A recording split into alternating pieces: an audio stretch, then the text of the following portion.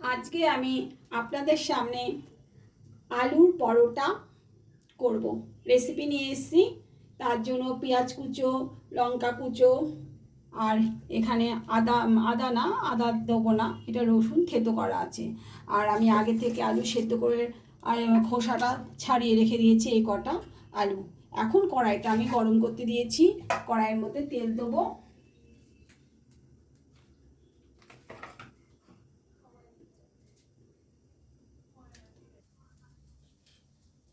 এখন গরম হয়ে গেছে তেলটা। গরম তেলের মধ্যে ফার্স্ট স্টার্টিং রসুন থেতো করাটা দিয়ে দিলাম। এরপর পেঁয়াজ কুচো দিয়ে দিচ্ছি, তারপর লঙ্কা দিয়ে দিচ্ছি, একবারে সব দিয়ে দিচ্ছি।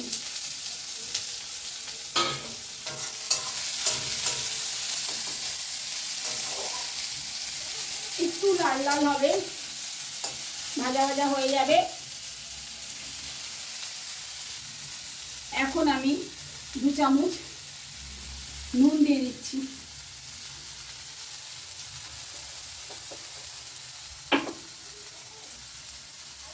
এরপর আমি সামান্য হলুদের গুঁড়ো দিয়ে দিচ্ছি।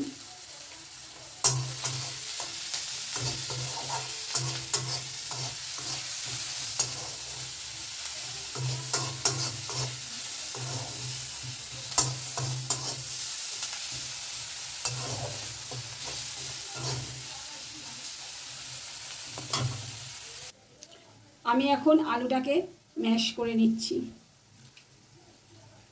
তাহলে সুবিধা হবে মাখতে। ওই ওই ভাজাগুলো এর মধ্যে পরে ঢেলে দেবো। এখন ঘরে বানানো যেই জিরের গুঁড়ো আর ধনে গুঁড়ো ভাজা মশলাটা, এই ভাজা মশলাটা আমি দিয়ে দিচ্ছি, ছড়িয়ে দিচ্ছি। আর চিকেন কারি যে মশলাটা আছে সানরাইজের, এটাও আমি দিয়ে দিচ্ছি। সামান্য একটু দিয়ে দিচ্ছি। এবার নাড়বো চাড়বো।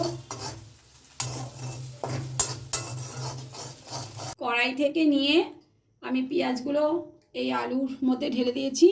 এবার আমি হাতা দিয়ে মেখে নেব।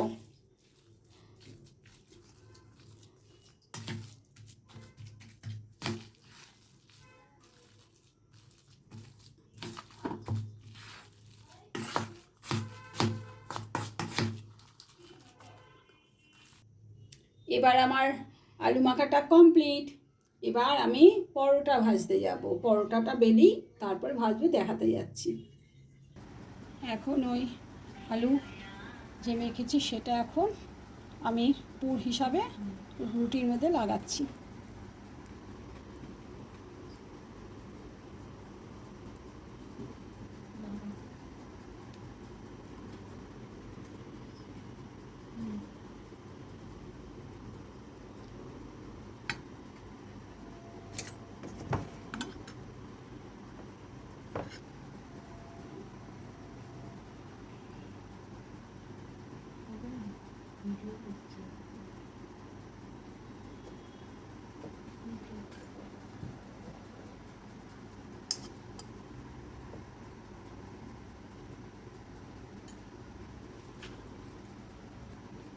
এইভাবে আমি বাকি লেচিগুলো করে নিয়ে আমি আসছি।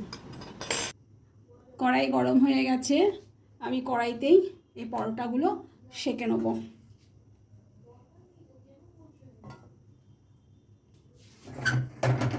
এবার আমি এই পরোটা উল্টে দিলাম।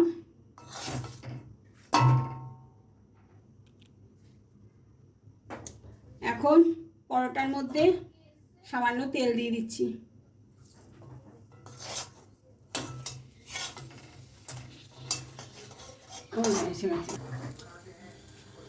এখন ভাজা হয়ে গেছে, আমি এখন থালায় তুলছি। এই যে কত সুন্দর ডিজাইন হয়েছে না।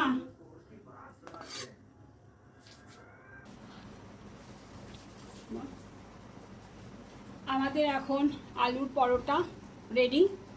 তো আমার এই রেসিপিটা যদি আপনাদের ভালো লাগে তাহলে লাইক, শেয়ার, কমেন্টস আর সাবস্ক্রাইব করতে ভুলবেন না।